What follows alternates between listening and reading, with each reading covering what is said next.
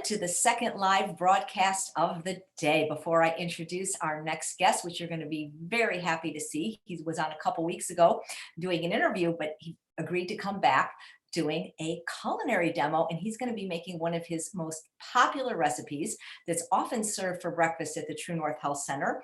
It is oatmeal French toast. It is not only healthy and delicious and SOS free, but it's actually pretty easy to make. And before I introduce him, I just want to do a little bit of housekeeping. The show's gotten a little bit popular, which I'm really blessed and thank you guys for. And what that means is more people are watching, and that means there's more people asking questions. When you watch, you're watching in one of 5 different places that this is being streamed to. So YouTube, Facebook, or some private groups that I have. So literally to thousands of people. So maybe you'll be watching and say, oh, I only see 100 people on. Why isn't she getting to my question? Well, you're seeing it in the place you're watching. So there's probably 8 to 10 times more. And when I see your questions, it's going very, very fast. And I only see 6 or 7 at a time, and then it disappears. I do my best to write them down, but I have to pay attention to my guests and listen to them in order to have, a good interview. And so please don't take it personally if I don't get to your question. Almost all of the guests that I've interviewed, including Dr. Kim Williams this last hour, do private consults. So if you do have a medical problem, this is not a substitute for medical advice, first of all. So the best way to get your question asked, if you aren't willing to have a consult with the guest, is to subscribe to my mailing list, which is Chef AJ website, because the people that take the time to write the questions in advance are going to get priority. How do you know in advance? Well, because we have been sending out the schedule every day for the next day's show. And if this is the first time you're seeing me, I've been going live 1 to 4 times a day since sheltering in place began to create a sense of community and connection. And we're all getting to know each other here. Rich says, don't you get tired? Yes, yesterday, Rich, with 4 broadcasts, I was exhausted, but now I'm not going to do more than 2 a day. And then at some point when the sheltering stops, maybe just 1 a day.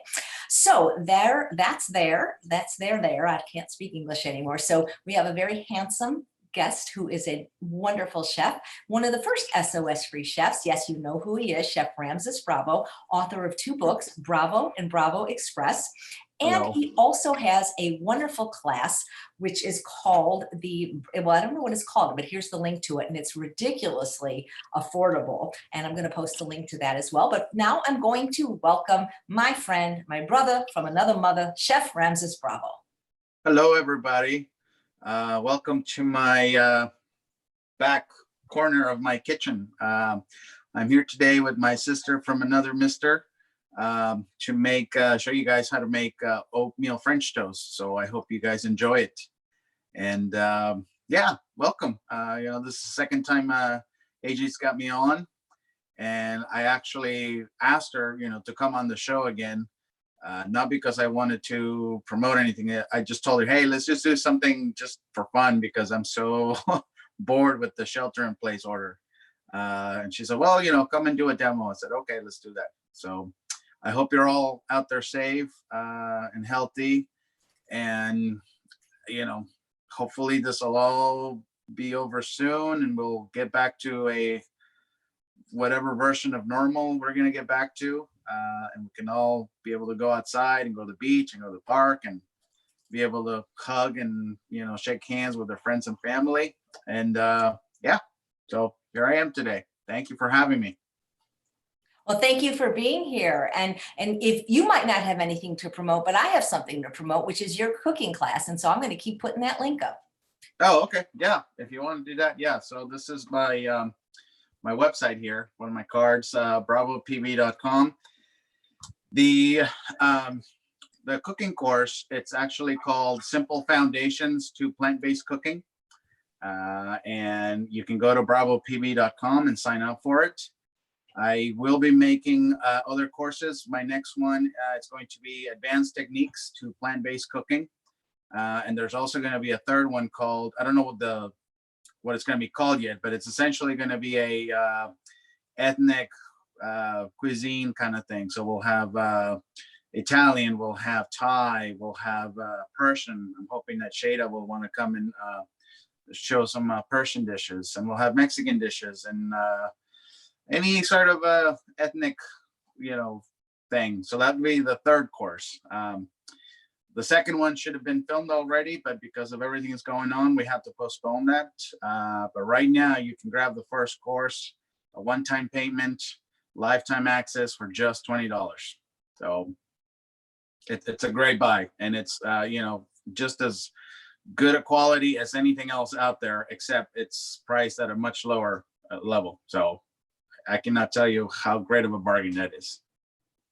That's true. You can't even go to a movie for, well, you can't go to a movie anyway now, but when we could go to a movie, he couldn't go to a movie for that. All right. So, I'll get started if you want. Please. All right. So let me see. So I'm going to get two things going here. Number one, and I'll tell you what they are. And as they go on, I'll explain. So here I have one of my pots here. It's totally empty. And what I want to do is I want to create a nice flavorful broth to cook my oatmeal in. So I have some water here, and I'm going to add a little bit of juice to a certain level that I know it's going to end up giving me about a quart of total liquid. So that goes in the pot. Now, aside from the fact that I cook SOS-free meals, because that's my thing. That's sort of my my niche right now. I also do it in a SOS-free fashion. The place where I work, Turn On Health, we specialize in great tasting meals without the use of any refined salt, oil, or sugar. So, so that's what I do. I literally make magic. I make food taste good without the use of salt and sugar.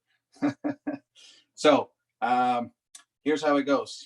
We're going to try to make as flavorful a liquid as possible.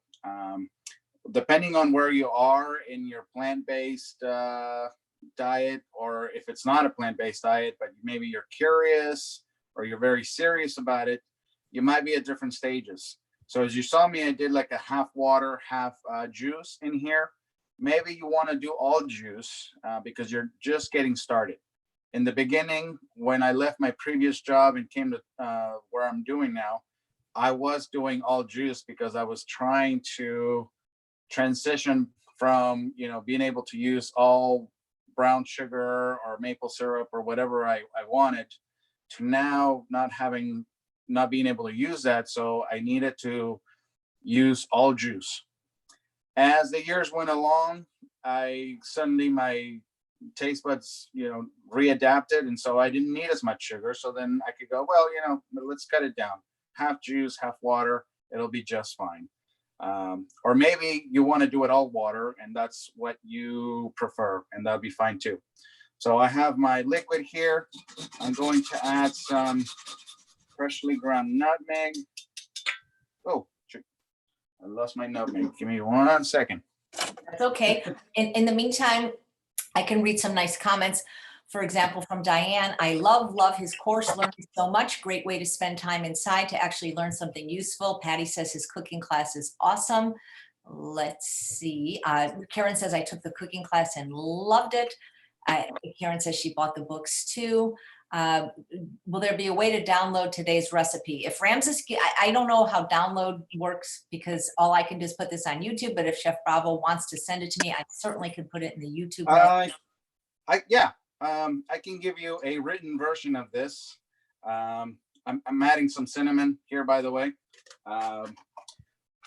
More than the recipe, I'd like for you to focus on the process of making this, because if you just sort of understand the principles, you'll be able to make many, many variations of this. But certainly, if you want the recipe, a written version of it, I will send it to AJ, and then you guys can have it. Right. What I'll do, Ramses, is I just put it in the show notes. I'm not going to email it to people. They can just, when they go to YouTube, they click more and it will be right there. The question from Mary, was that pineapple juice that you're using? Yeah, I did. And if you give me a second, I'll explain that in just a second. I'm adding a little bit of vanilla extract as well. All right. And so I'm going to put my lid back on here. just so that this will get to a boil. On this container here, what I have, this is going to be the sauce. So I have these, can you see them right there? Oh, yes. They're like a dried fruit. Dried apricots. And I soaked them in a little bit of juice as well to get them to soften up. So I'm going to put those in the back pot. And then I'm going to add a little bit more of juice on here. All right. So now let me explain the process here. In the pot where you're going to cook the oatmeal, you want this to be as flavorful as you want. And whether that's all juice or all water or in between, whatever you want to add some flavorings to it. That's why I added the cinnamon and the nutmeg and the vanilla. So any other spices that you like for your oatmeal kind of thing, you can certainly use like orange zest or lime zest that I do sometimes. Maybe you want to add some a little bit of star anise or fennel seeds or anise seed.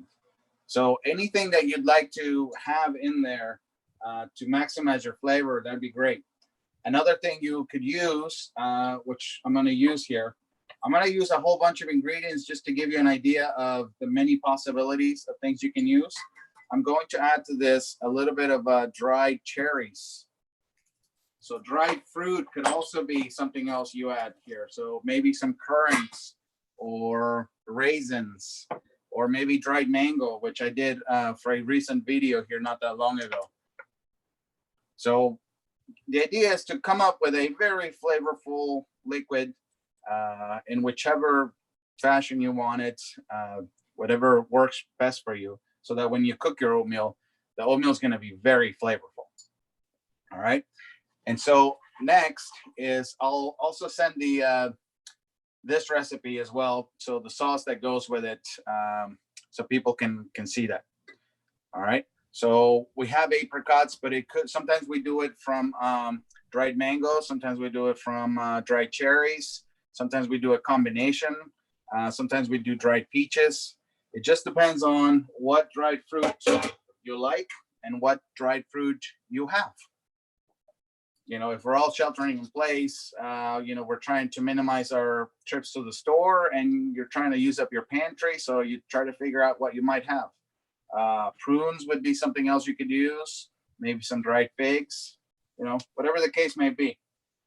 All right. So now this guy has come to a boil. I'm going to go ahead and drop my oatmeal. And so what I ended up doing, for those of you who like to keep track of amounts, it was a quart of water, which equals to 4 cups of liquid,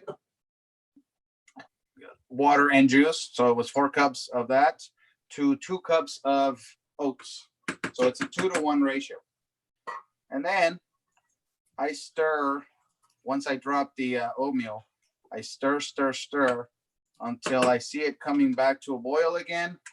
At this point, I turn it down to low and then I cover it. And hopefully my burner here will behave.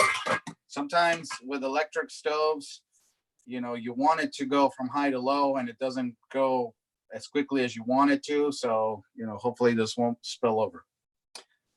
I don't prefer electric stoves. That's like my least favorite thing, but that's what I have at home. And so we're rolling with it. Okay, so that's the essence of the oatmeal. As flavorful liquid as you can get with whatever variations you want. Drop the oatmeal. It could be, I ended up using rolled oats, but if you decide that you want to use steel cut oats, that'll work just fine. If you really like your whole grains and you want to use oat groats, that works just as good. The only difference is with rolled oats, now that I've covered it, this will only take 5 minutes. If you do steel cut oats, it's going to take about 30 minutes. And if you do oat groats, it takes about an hour. So depending on how much time you have in whichever grain you've got available to you, then you just make those adjustments. The ratios are still about the same, 2-to-1. if you go with oat groats, you want to add a little bit more liquid just because you have over a hour's worth of cooking time, you have more evaporation. That's all. So, okay, so that's going on. And then over here, my sauce, I'm just letting it, all I'm trying to do is get the apricots or whatever dried fruit you have to become soft enough so that when you get to your blender, in my case here, one of my favorite things to have is my Vitamix. My Vitamix was expensive. It was a splurge for me. So I don't want to ruin the blades. So I want to make sure the apricots are nice and soft before I put them in the Vitamix to make it a nice clean puree, if that makes sense.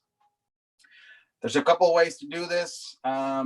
You can soak your dried fruit overnight and it'll, absorb the liquid, and then they'll get nice and soft. And so then you can go to the blender, or if you're going to, start them from scratch, you just drop them in there, simmer them for about, 10 minutes or so.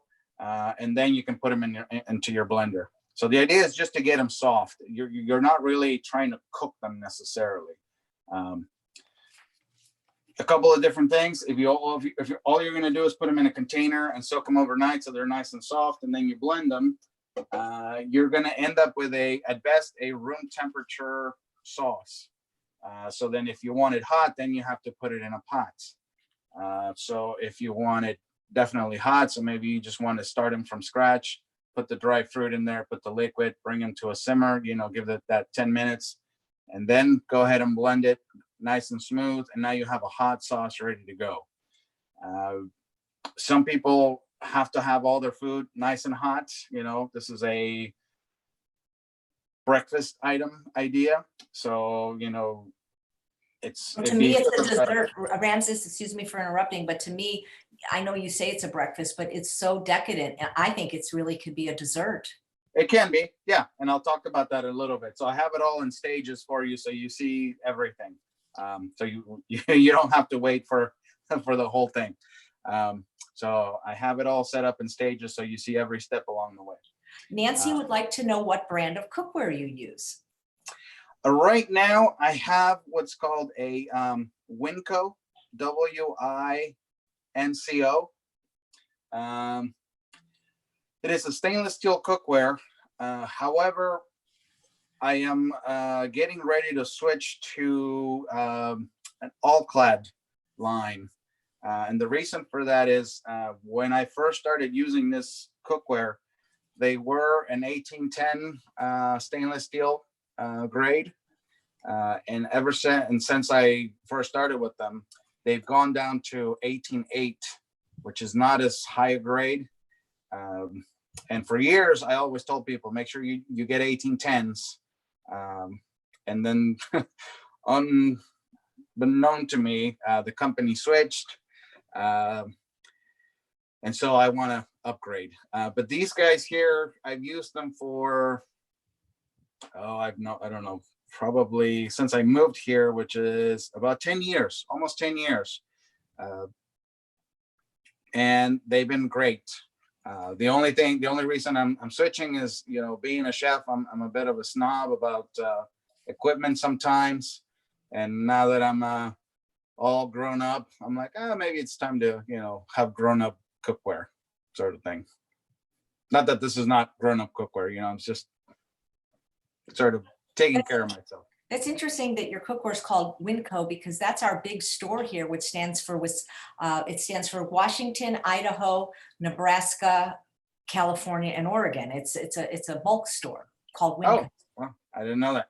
Yeah. So yeah, and they do have one of the great things about Winco is that they are extremely reasonable. So this little guy here will probably cost you about $25.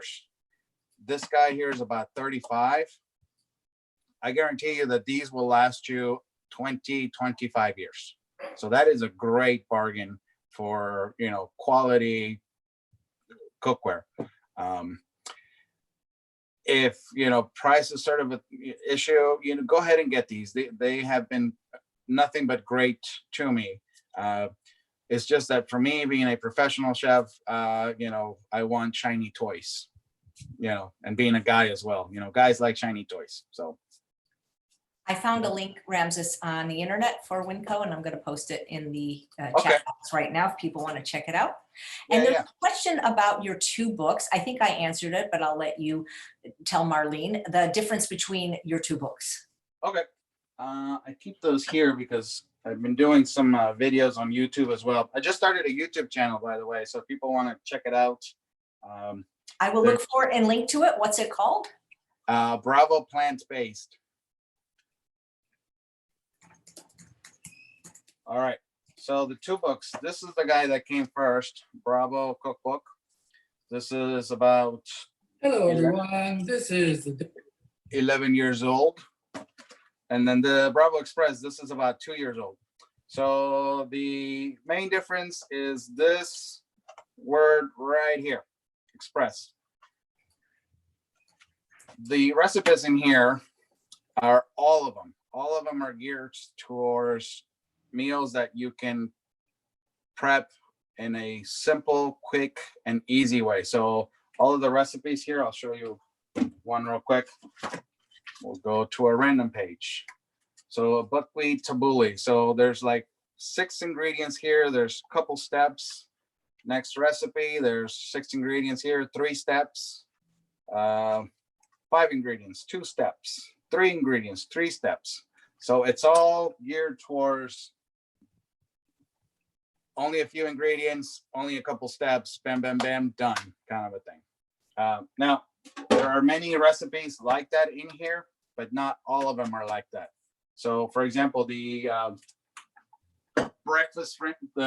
oatmeal French toast that we're doing right now requires a preparation of the oatmeal, a preparation of the sauce, and as I talk about a little bit more, it requires a letting it set overnight, kind of a thing. So it's a 2-day preparation kind of a thing. Totally worth it, but it's not a bam bam bam kind of thing. So that'd be the big difference. All right, so I'm having trouble finding your YouTube channel, Ramses. I'm finding a YouTube channel called Chef Ramses Bravo. Is that an older channel? That's an older channel that I only use for like administration purposes. So you want to look up Bravo and then plant-based in a single word. Aha. Okay, thank you. Okay, so you see my oatmeal here now has cooked. I'm looking at it and I see like every individual flake of oatmeal looks cooked, is not lumpy. That is the reason why I stir until the liquid came back to a boil after I dropped the raw oats. If you just drop them in there and cover it, sometimes you get these sort of lumps in there, which I don't prefer. So that's why I stir. It came back to a boil, cover it, 5 minutes later, it's done.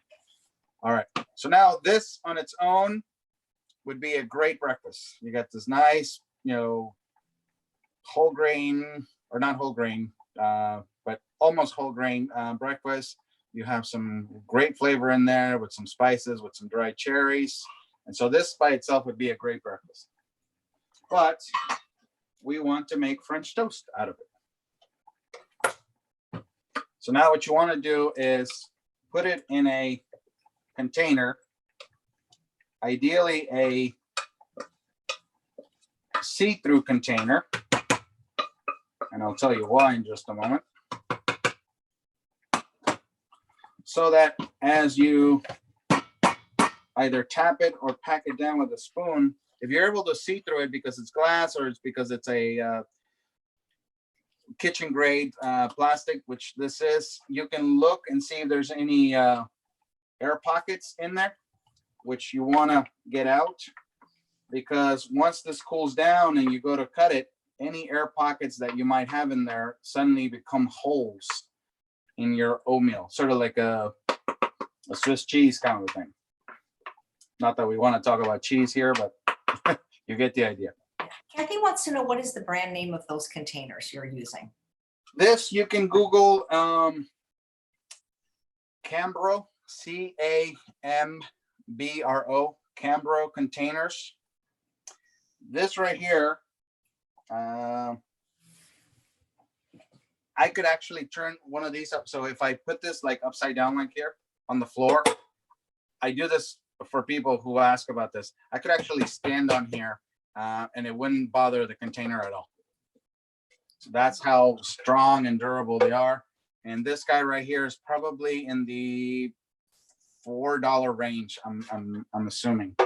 They're not that expensive. So for a pack of your disposable Glad containers you get at a grocery store, you can get one of these and it'll last you a long time. A long time. If you look at the bottom of one of these, I don't know if the camera can show it, but the temperature gauge on this is from minus 40 degrees, so like a really bad Ohio winter, to 210, which is right below boiling. So these guys can take freezing cold or just about boiling hot and doesn't bother them at all.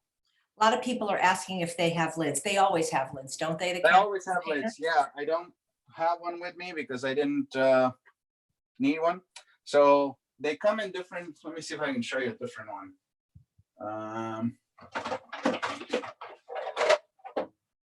And we have a question from Mercedes on what do you use to clean your pots? And she has the same pots, but they're always stained. Just soaping water. One of the tricks is if you don't use oil in your cooking, things don't get stuck to the pots and pans as much as they normally would. So because you end up using all sort of water-based products, which all food is, when you cook with them, they don't stick to the metal. So I just use soap and water, and I use, I'll show you what I use. I use one of these for my cleaning. All right, and so these guys, they come in, things like this, which these guys have lids that just sort of sit on top. And then you have other sizes which have lids that actually snap on.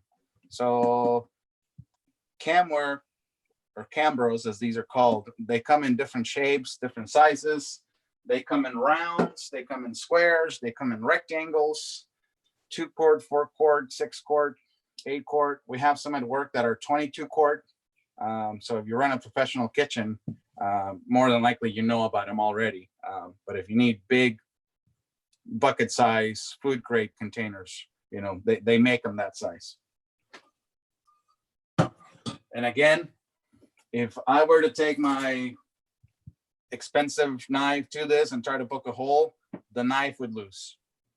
So not that you would ever want to do that with a knife. But if that was the case, the knife would lose before the container does. So, okay. So now I have my container here. I want to let it sit to room temperature. And then once it's at room temperature, I want to stick it in the refrigerator overnight so it'll set. And then I'll show you what this looks like now, because I have one in the fridge. And I want to show off, I don't know if she'll see this or not. She gets embarrassed sometimes. But this right here, this beautiful cutting board was put together by my daughter, who is in 9th grade woodshop class. So she made this for me. And it's got all this sort of funky designs, and I just love it. So that's beautiful. She could sell those. I wanted to show it off. All right. So now you see this one I just pulled from the fridge. It's nice and hard. And now I'm going to insert my knife here just to break the air seal here. Now, Tammy wants to know if it's BPA free, those containers. Yes, they are. Terrific. Okay, so there you go. So now I'm going to put a glove on so I can handle this. So check this out. This guy right here is now essentially like a loaf of bread. Okay. At this point, I can cut it any thickness and any shape I want. So to your comment earlier about this could be a dessert thing, this recipe lends itself very well to a holiday theme kind of a thing. So if I wanted to bust out the reindeer cookie cutters or the maple leaves or the candy canes or just the plain old circles or triangles or whatever, this here will lend itself very well to that. Because it does that, this is also a fun sort of family, let's all do it together kind of a thing. So if you're sheltering in place and you're trying to figure out, how to entertain your kids, this would be a way to do that. So for people who don't like to cook, this is a great recipe. I mentioned that this requires an overnight thing. But once it's, sort of cooling down and in the fridge, you don't have to pay attention to it. You just make the oatmeal, done. If you make a large batch of this, you now have the whole week's worth of breakfast ready to go kind of a thing. Sometimes I eat this cold, just out of, let's do a variation of it. So for the last 3 days, it's been hot. Let's do it cold today. Not a problem. So you would just cut yourself a bar here, cut it in half, wrap it up, take it to work under normal circumstances, and you just go. It's like, sort of like a granola bar kind of a thing. This guy right here, I ended up putting some pecans in it. So you'll see that I, did some dried fruit in here. You can do nuts with it. The one that I'm about to pull out of the oven has fresh fruit in it. So there are many variations of how you can do this. All right. So let's suppose that I want to do a couple like that. And maybe I'll cut this in half this way first so that I can do some triangles.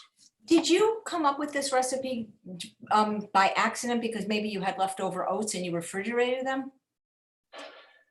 Partially, yes. So there was one time back at True North back in the day when I first started, we used to, because there wasn't that many people, we used to do specific meals for specific people. And so we would get individual meal orders for everybody. Somehow one day we ended up with a bunch of extra oatmeal and I didn't want to throw it away. And so my previous chef's training sort of came into play, where I knew that if you cook a starch so that, in water so that it releases all the starch out, and then you allow it to cool down overnight, it'll harden up into a loaf, which you then can cut and shape and bake later on. So this was I've done this before with risotto. So, risotto cakes. Okay. Instead of risotto, we have oatmeal. And then instead of,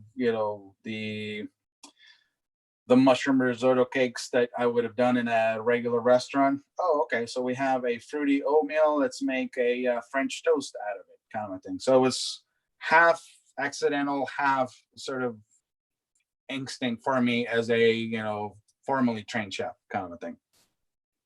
Okay. Excuse me for interrupting. I can't see you. That's why I don't know when you're about to talk. But I did the same thing with mashed potatoes quite by accident. I put them in a loaf pan and I was going to bake them. And then I forgot about them. And then the same thing happened. So I was able to slice them and make little like French toast mashed potato steaks. Yeah. So any starch, again, if you cook it in liquid, it'll release the starch out, and then so it's sort of just flowing freely. And then as it cools down, it sort of clumps up and it just sort of coagulates, and then it hardens up. And then the next day, just like you saw me do this, you plop it onto a cutting board, and it's like this nice hard loaf that you can play with. So rice will do that. And particularly arboreal rice, because it's got a very high amount of starch. So risotto cakes will do that. Potatoes, polenta, oatmeal. So starch is a great way to do that. As a matter of fact, this is going to be part of one of my sections for my second online course where we talk about cooking starch so that it heats up and then cool it down. So we're going to have multiple variations of this cook it, cool it down, cut it, bake it starch in my next course. Because you can make it in large quantities, and at that point you can cut it in whatever shape you want to satisfy different things. For example, when I was first making this, if I cut it like this and bake it and serve it, my daughter would not eat it. And when we're talking, she was like 5 at the time. She wanted it in sticks like this so that I would give her a little thing of sauce like this so she could dip it and eat it. So for her, if it's like this, oh no, I have to use a fork and a knife. I don't want that. Just give it to me, and you got to think of it, from my kid's perspective. I just want to dip it and put it in my mouth, kind of a thing. So it lends itself to multiple different applications. And can you freeze it? There's a question. Can you freeze it? Absolutely. So if you want to freeze it, I would go ahead and make it, cut it, and then wrap each one of these individually. Or if you want to sort of stack them, make sure you put a little bit of parchment paper in between each one. Otherwise, you're going to have a really hard time, breaking them apart. And then go ahead and freeze them and then take them out as you need them. In the refrigerator, however, this will last you about a week, probably more. If you're not, touching it with dirty hands and, oh, let me just grab another piece. If you grab it, put a glove on, clean utensil, clean spatula, clean spoon, this will easily last you about a week in the refrigerator. So you just grab what you need and then stick it back in there. All right, so let me get my stool here all the way. And now I am going to, I'm gonna leave this here. I'll put this back into the container so that you guys can see what it looks like when it comes out. Put my knife there, take the glove off. I'm gonna set a cutting board aside. And now this, I had bacon in the oven a little bit earlier. As you can see, this had fresh blueberries in it. When I cooked it, put it in the container, allow it to set. And then same thing, popped it out the next day, cut it in different shapes, and baked it. 400 degrees in a non-convection oven. If you have a convection oven, it's 350. And for how long, that kind of depends up to you. As you can see them right now, these were 400 non-convection oven for about 30 minutes because I wanted them nice and crunchy. But depending on how thick you cut them, what shape, and how crunchy you want the outside, it could be 20 minutes, it could be 45 minutes.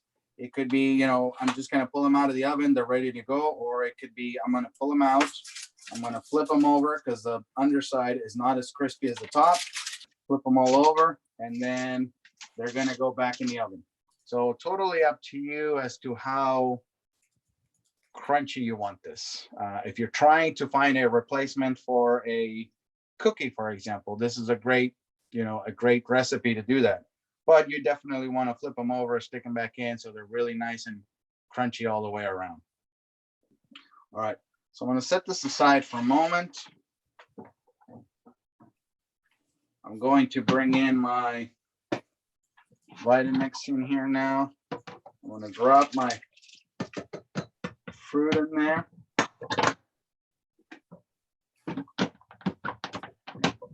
Ramses, there was a question on the Cambro container. What size is the one you're using? The ones here, this guy's here are 48 ounce. So it's a quart and a half. So 6 cups here. And then the one I showed you with the green lid, that is a 2-quart size. But like I said, they make them smaller than that and they make them bigger than that. They make them square, they make them round, rectangles.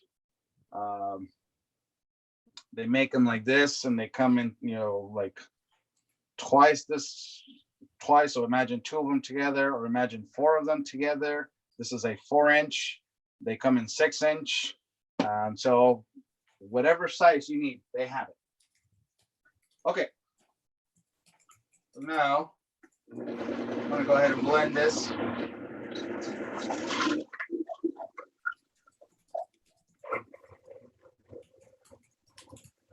As you blend your fruit, you might notice that it might require just a little bit more liquid.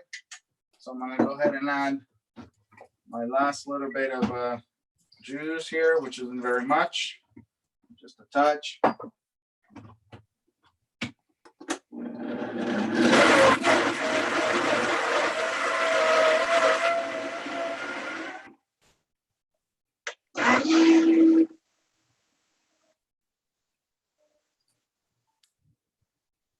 I guess he's blending now. Thanks for being here, guys. By the way, isn't he All right. great? I hope he'll come show himself towards the end, and I'll get to as many questions as I can. All right. So now we can begin the plate here. Have you ever tried them in the air fryer? No, I don't own an air fryer, so I don't know how well it would work.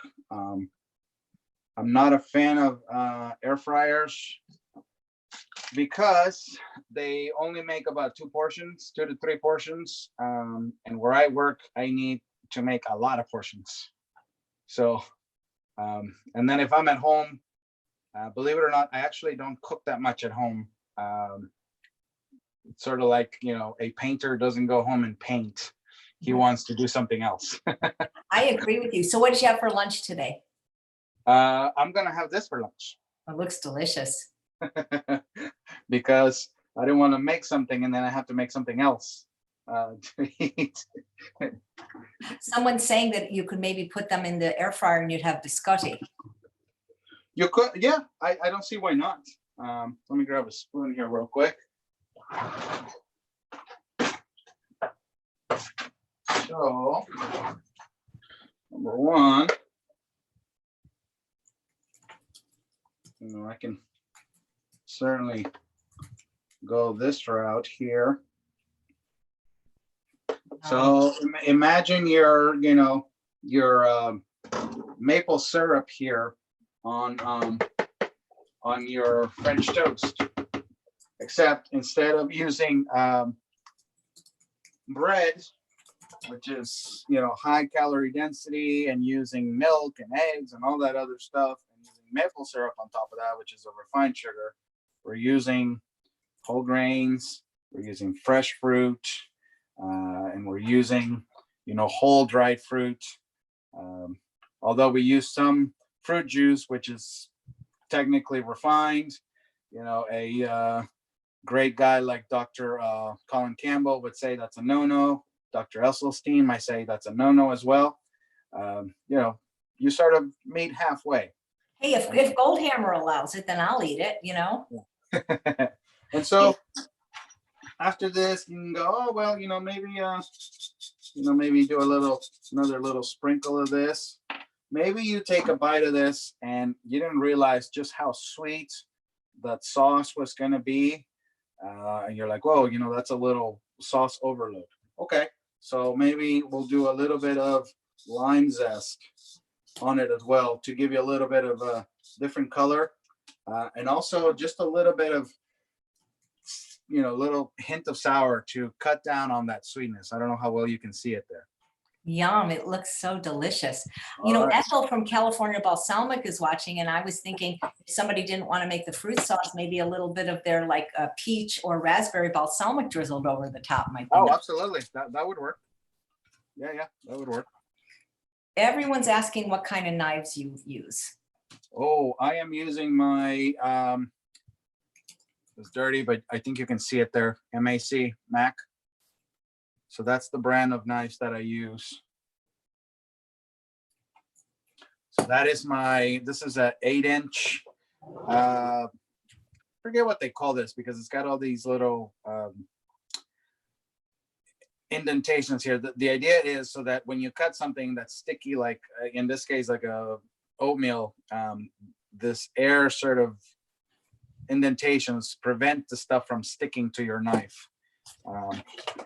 But then, they also have, much bigger. So this is my, you don't see the logo is good anymore. I've had this one for a long time. So this is my 10-inch chef's knife. They have paring knives. They have serrated. So they have all, it's a great knife company. But I will say this, just because I'm saying, hey, Mac knives are great, don't take my word for it. The best suggestion I can give you is this. When the lockdown's over and we're able to go outside, and if you want to, invest in a new set of knives, go to a cutlery place and say, I'd like to, get some new knives because I'm ready to upgrade. Can you please hand me every chef's knife, every brand that you have? And they will do that. They have this little sort of show little velvety, boards that they put it on there.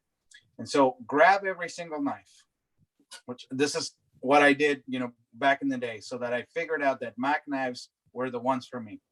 So you grab it, put it in your hand, and then just see how it feels. It's like buying a pair of shoes. I'm a size 10, for shoes, but not every size 10 fits right. Not every size 10, when I put it on, not every size 10 feels like I want to, wear that shoe for a long time. So knives are the same. These particular knives fit so well in my hands. But maybe you have a smaller, bigger hand, and you'd like to have something else. So that would be my recommendation. Go to a cutlery place, ask them to hold every chef's knife, and then that'll tell you which one is the one for you. All right, so another variation to this is you can make this a little creamier and a little bit lighter in color. So I'm going to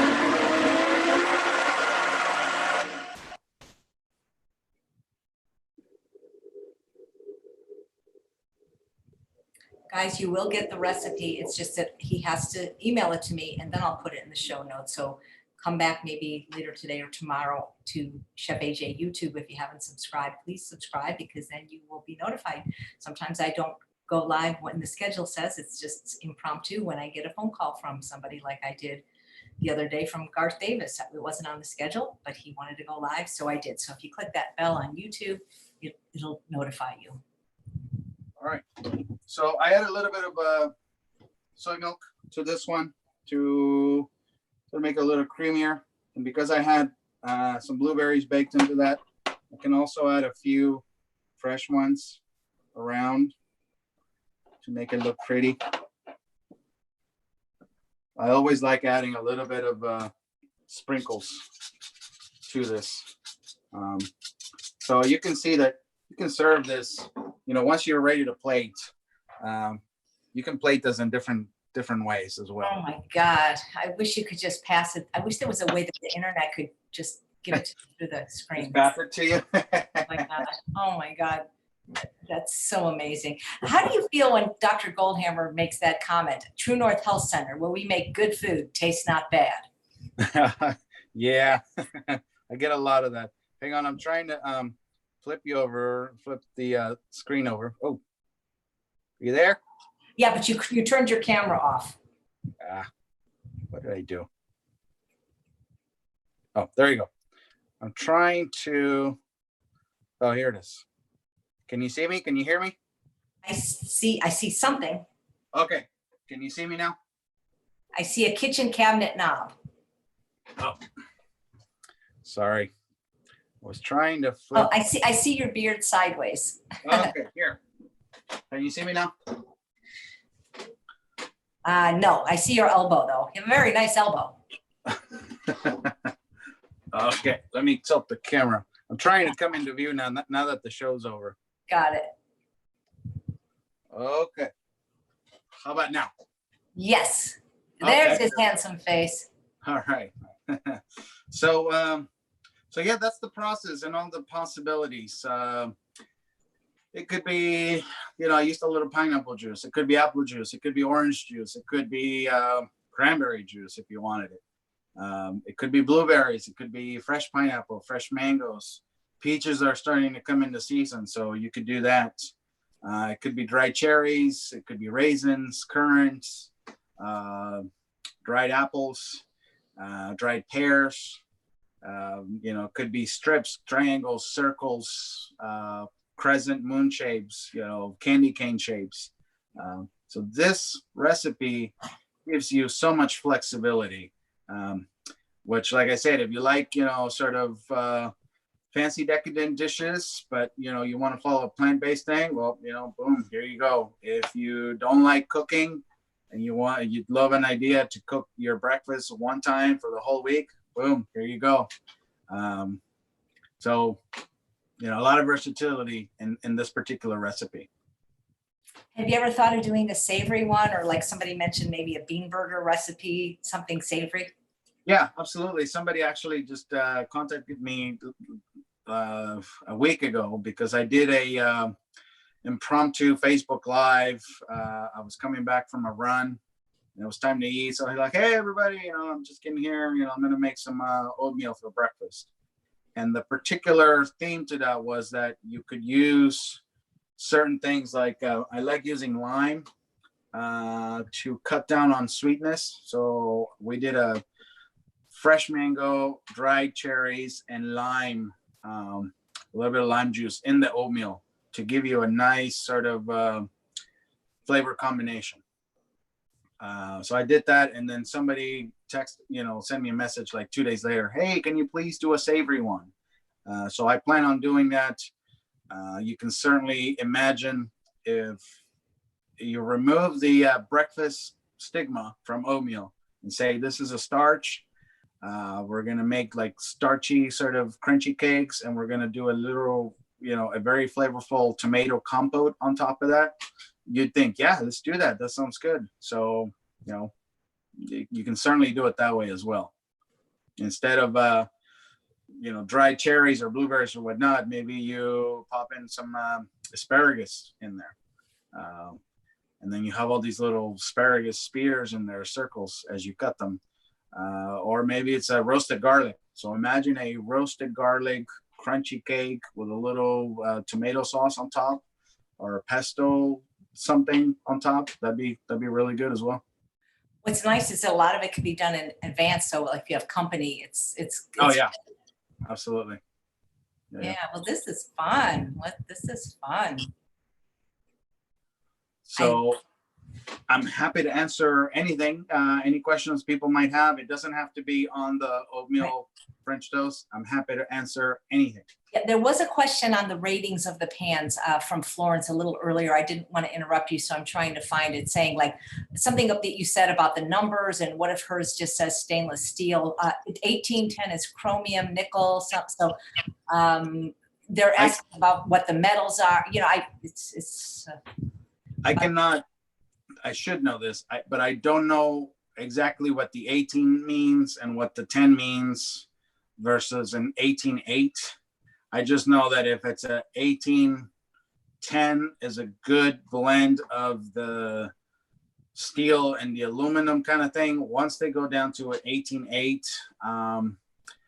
the pans, the ratio of the metals was done in a way to make the pans cheaper, sort of thinner, lighter, and any sort of light pans tend to warp over time, and they start to chip, and you can see like the metal will start to stain. So it isn't a true stainless steel kind of thing. So I don't know the percentages of the specific metals that go in, excuse me. I just know that you want to look for 1810 because that means a company went in, put in a high quality product, and because they're using a high quality blend of metals, they're going to make sure that those pans they have a nice heavy bottom so they don't warp. and everything else that, you know, a good pan should be.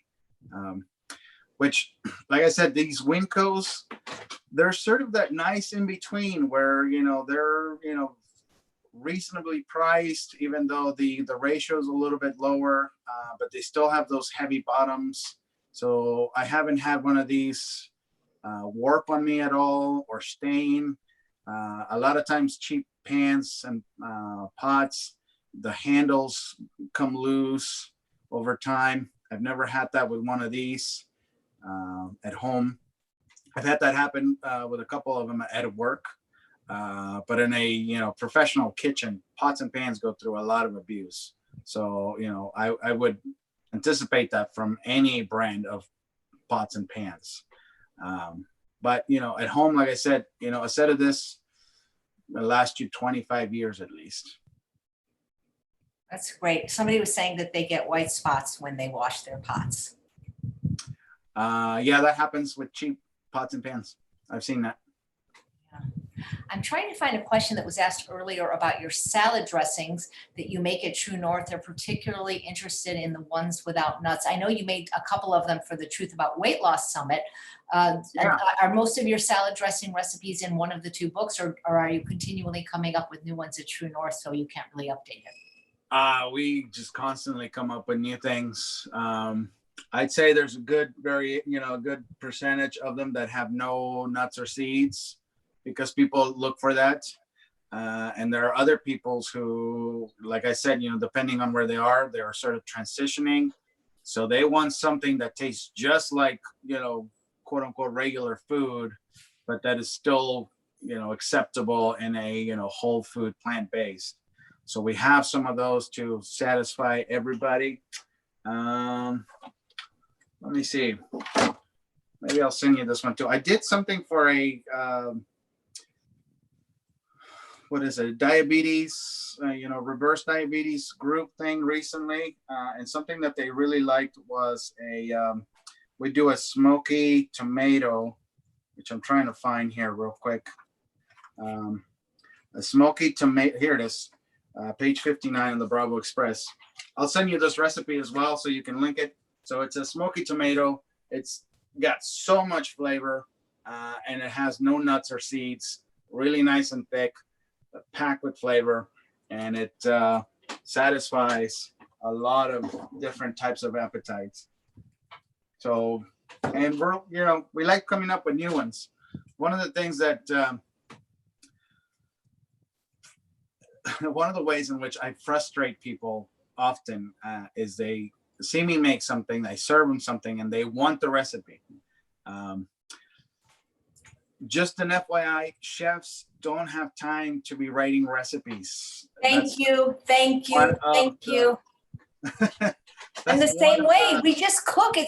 We just do it. Like today I made an amazing cookie, and I know if I put it on Instagram, everybody's gonna go, "What's the recipe?" And it's like, Yeah. I don't know. You just do it, right? Yeah. Writing recipes is like one of the smallest percentage of your time that you do as a chef. You know, I can't remember the last time I wrote a recipe, to tell you the truth. I know that I wrote them for this, but the problem is when somebody wants a recipe, you end up putting your reputation on the line.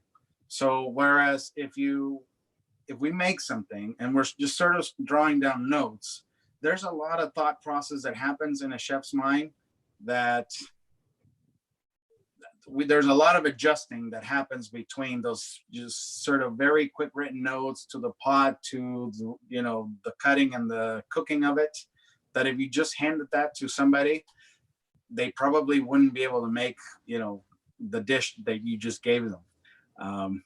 So in order to write a recipe, we have to come up with an idea, and then you just cook it without anything, and then you taste it. Oh, like this was great.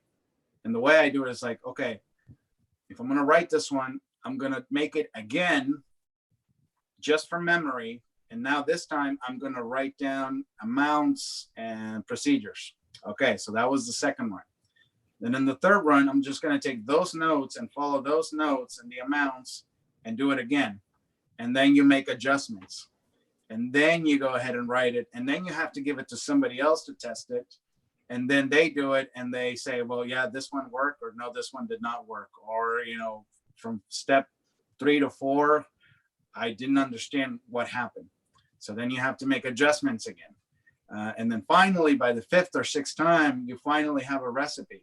So you can see why chefs just don't have the time to do that. We're busy cooking. We're busy ordering, making sure there's enough food in the kitchen, making sure for me that I have enough staff on a day-by-day basis. I have to know like how much food to make. We're changing the menus. Writing a recipe is one of the smallest percentage of things that we do. So, but yeah, like you said, you make a cookie, oh, I'm going to put it on Instagram. Suddenly you have 20 requests for the recipe and you're like, oh, I don't know, I just made it. so yes, it's frustrating for people that don't know how to cook and they want recipes.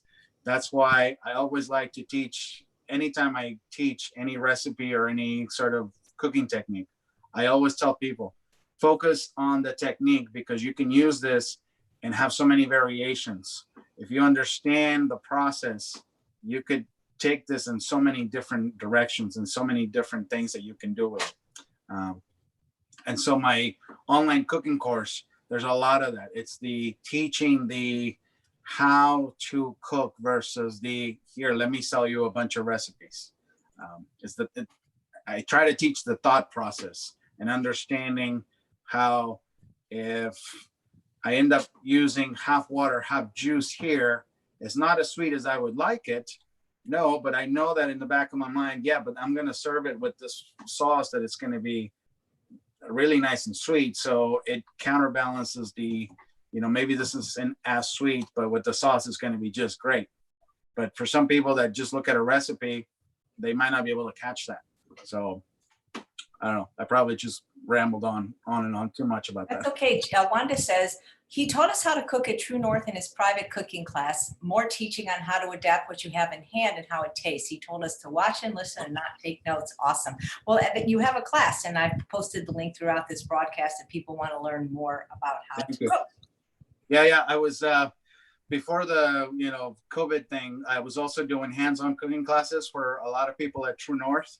And we had a lot of fun. I taught a whole lot of people, hands-on. Everybody got their own cutting board, their own knife.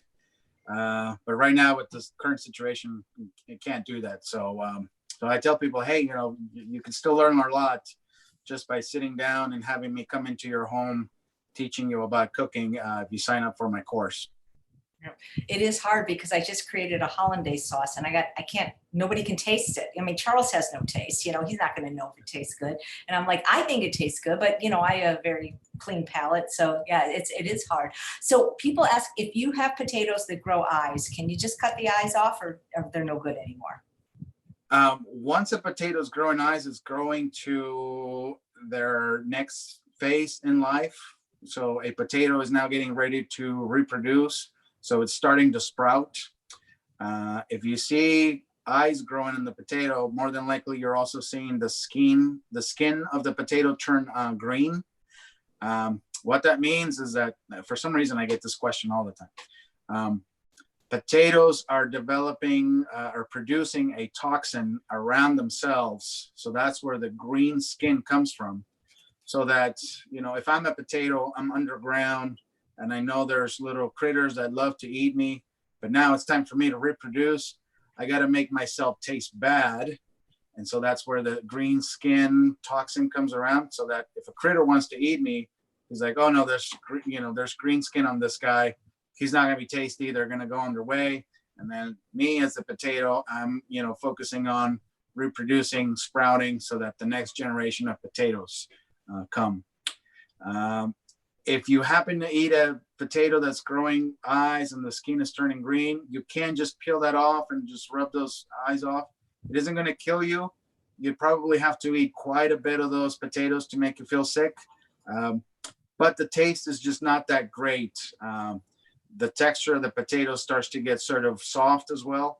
So it isn't ideal, let's say. But if you paid for those potatoes and you don't have money to be wasting to go get new potatoes, just peel it, cut around it, you should be fine. You probably have to eat pounds and pounds of green skinned potatoes to get sick. Good to know. So best place to store them is probably dark and cool, I would imagine. Dark and cool. They do not go in the refrigerator. Refrigerator is not the place for potatoes, and by a window is also not the place. Somewhere dark and cool. Potatoes love a 50-degree temperature, 55, which is 15 degrees hotter than a refrigerator, and for most of the time 10 to 15 degrees cooler than room temperature, which is not ideal if you're at home trying to figure out where to put potatoes. So buy what you're going to use in 3-4 days, and then buy them again. Yeah, I noticed since I moved to the desert, they're getting those eyes a lot faster. Yeah, because it's hotter out there. Yep, so absolutely. Well, you come visit me and we'll do some really nice things together in my kitchen. I want to see your kitchen. It looks really nice. As you can see, I don't have the beautiful island in the center like you do. Yeah. But yeah, I want to come visit. I want to visit a lot of people right now. Yeah, I know. Well, thank you for, helping people where you are. Absolutely, with what you're doing. So thank you so much. Well, this has been wonderful. I really enjoy the cooking demos, and I learn something every time I watch Chef Bravo. So thank you guys also for watching. And please come back tomorrow. We have 2 wonderful guests at 11 a.m. Also from the True North Health Center, Dr. Jen Hawk, a psychologist who's been known to be described as a prettier, kinder, gentler version of Dr. Lyle. And at 1 p.m., we have Dr. Stephen Letterman, a cardiologist, who is the father of Dr. Matt Letterman, that people said, I'd like to meet your dad. And so and maybe we should have everybody's dad on, or mom, Ramses. You got anybody in your family that cooks? My grandma, she's a great cook, but she don't cook like this. You wouldn't put her on your show. Well, maybe you could take all of her recipes and veganize them. She is one of those people that if you ask her, what'd you put in here, what'd you put in that, she's just like, a little bit of this, a little bit of that. She never gives me a straight answer. It's really hard to get anything out of her. Yep. That's so she's a great cook. Well, thanks again, Ramses. I really appreciate it. Thank you guys for watching another episode of Chef AJ Live. And for being a guest on the show, you get 2 free bottles of California balsamic vinegar, which will get sent out. Looking forward to them. Thank you. As soon as possible. Thanks, Ramses. Thank you for watching, everybody. Again, bravopb.com. It's a great learning tool. There's a free recipe database as well in there.